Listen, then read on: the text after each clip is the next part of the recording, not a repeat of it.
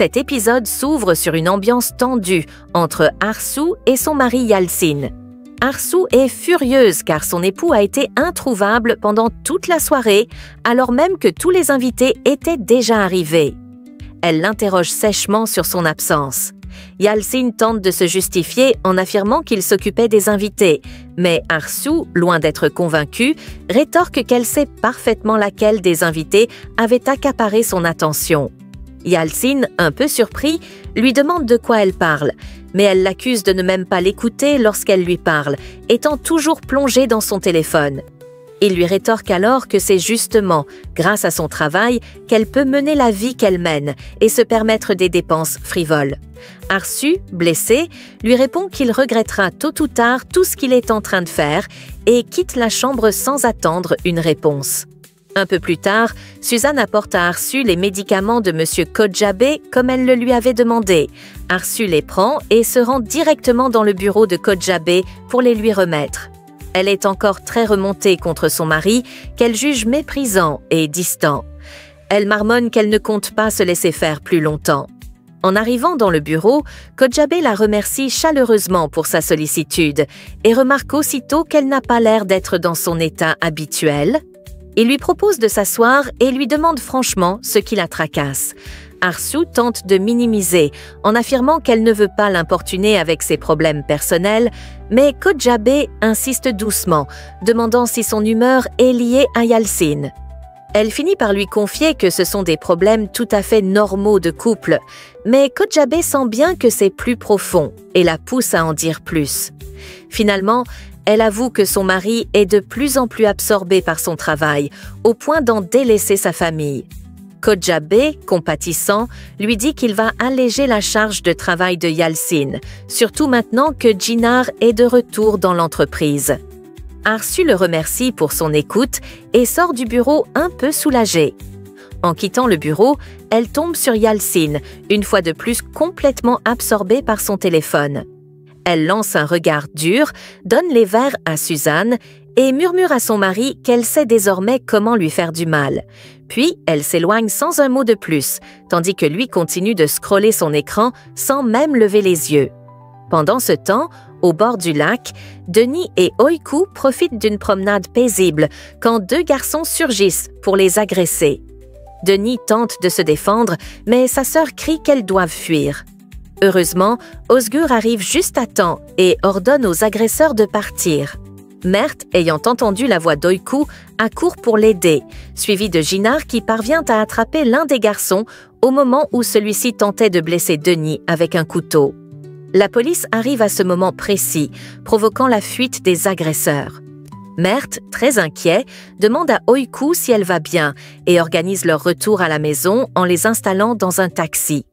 Esin, qui a observé la scène, demande à Mert s'il est amoureux d'Oyku, car il semble extrêmement concerné par son bien-être.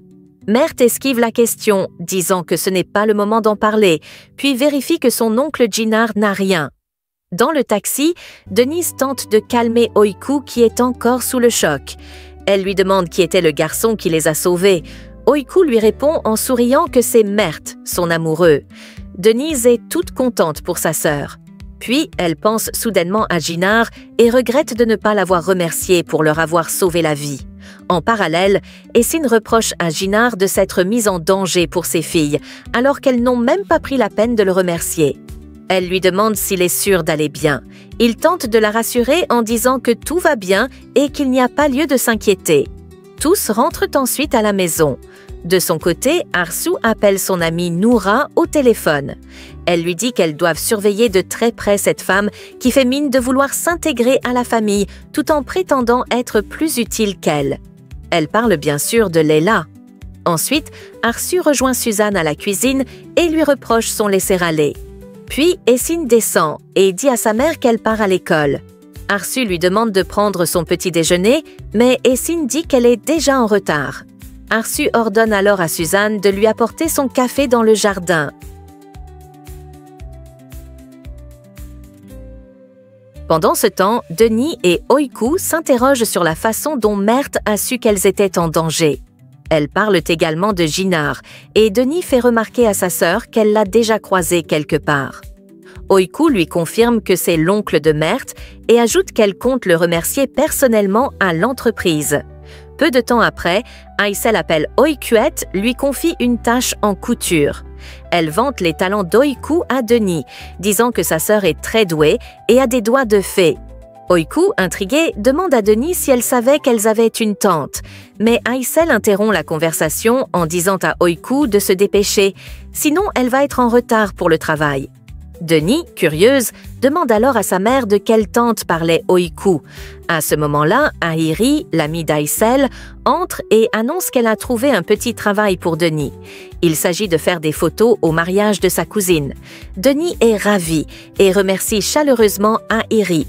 Même Yalcin remercie l'ami de la famille. Au studio photo de Barish, un client est très impressionné par les clichés qu'il découvre. Barish, en discutant avec Jinar, lui dit que cela fait longtemps qu'ils n'ont pas vraiment parlé et qu'ils cherchent actuellement un jeune photographe pour renforcer leur équipe. Pendant ce temps, Denis se prépare pour son entretien d'embauche. Elle annonce à sa mère qu'elle part et cette dernière lui souhaite bonne chance en lui demandant de ne pas rentrer tard.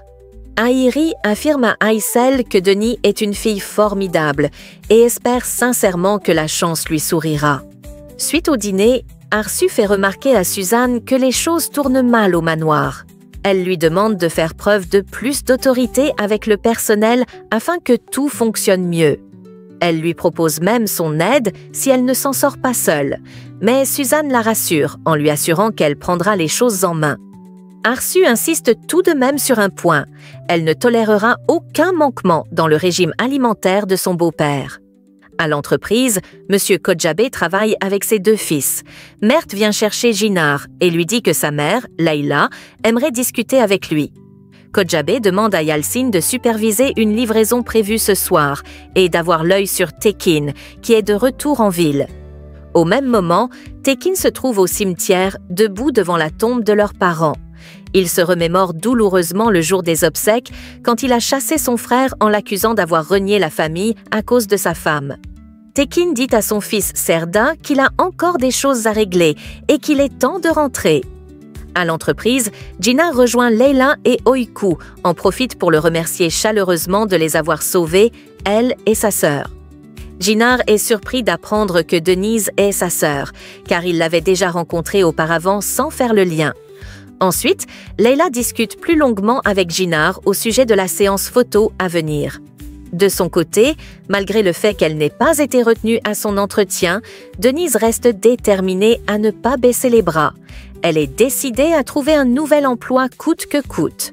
En rentrant du travail le soir, Jinar demande à Mert ce qui se passe entre lui et Oiku. Mert lui avoue qu'il est amoureux d'elle. Jinar est heureux pour lui et pense que c'est une bonne chose. Mert explique qu'il redoute la réaction de sa mère, qui pourrait estimer qu'Oiku n'est pas une bonne candidate pour lui. C'est la raison pour laquelle il prend ses distances à la maison de couture afin d'éviter les soupçons. Jinar lui donne un conseil sincère. Il lui dit qu'il doit clarifier la situation et assumer ses sentiments devant tout le monde, car s'il reste silencieux, il risque de perdre Oiku. Il lui rappelle que les femmes n'aiment pas les hommes qui ne sont pas clairs et que lui non plus n'apprécie pas ce genre d'attitude. Pendant ce temps, Essine se trouve au restaurant avec son amie. Elle lui confie qu'elle et Jinar ne sont plus ensemble. Elle rit et partage ce moment avec complicité, mais Essine insiste pour que son amie garde cette information secrète.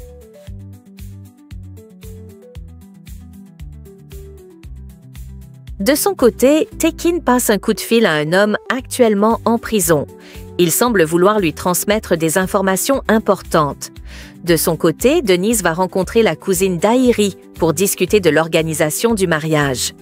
Le soir, alors que Denise rentre à la maison, elle croise son père. Il lui dit qu'il a encore des affaires à régler avant de rentrer. Dans son lit, Essine regarde des photos d'Ella sur son téléphone, tandis qu'Arsu essaie de joindre son mari, sans succès. Yalcin n'est toujours pas rentrée. Elle descend demander à Suzanne les médicaments de M. Kodjabé. À ce moment-là, Kodjabé discute avec Leila. Il lui explique qu'il souhaite que Jinar prenne ses distances avec les séances photos et les tournages, car il veut qu'il se concentre à 100% sur l'entreprise. Il lui demande de garder cette discussion pour elle. Mais Arsu, qui arrive pour remettre les médicaments, écoute tout en cachette derrière la porte. Quand Layla sort, Arsu entre et remet les comprimés à son beau-père. Il lui demande si un colis important est arrivé. Elle dit non et lui demande ce qu'il attendait. Il appelle Serda pour savoir si Yalcin est avec lui, mais ce dernier répond par la négative.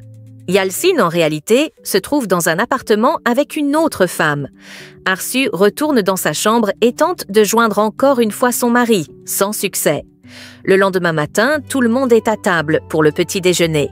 Yalcin arrive enfin et Arsu, furieuse, lui demande où il était toute la nuit. Il répond simplement qu'il était occupé. Elle demande des détails, mais Kodjabe intervient pour calmer les tensions. Il explique à Arsu qu'il a oublié de la prévenir qu'un problème avait eu lieu dans un service et que Yalcin avait dû s'en occuper dans un autre bâtiment. Chez Aysel, Oiku discute avec sa sœur. Leur père sort de sa chambre, agacé par le bruit qu'elles font. Il leur reproche de l'empêcher de dormir. Sa femme le questionne sur ce qu'il fait la nuit pour être aussi fatigué. Il s'énerve, claque la porte et quitte la maison sans toucher à son petit déjeuner. Arsu, de son côté, confronte encore une fois Yalcin. Elle lui demande de lui dire enfin la vérité. Il nie tout en bloc, disant qu'elle invente n'importe quoi. Arsu lui lance qu'il n'aurait jamais pu la convaincre si son beau-père n'était pas intervenu la veille. Yalcin lui sourit froidement, lui souhaite une bonne journée, puis s'en va. Dans le jardin, Layla discute avec Kodjabe de la séance photo à venir. Et Sin, ravie, propose de l'accompagner. Pendant ce temps, Denise se concentre sur l'organisation d'un nouveau tournage photo, bien décidée à ne pas abandonner ses ambitions professionnelles.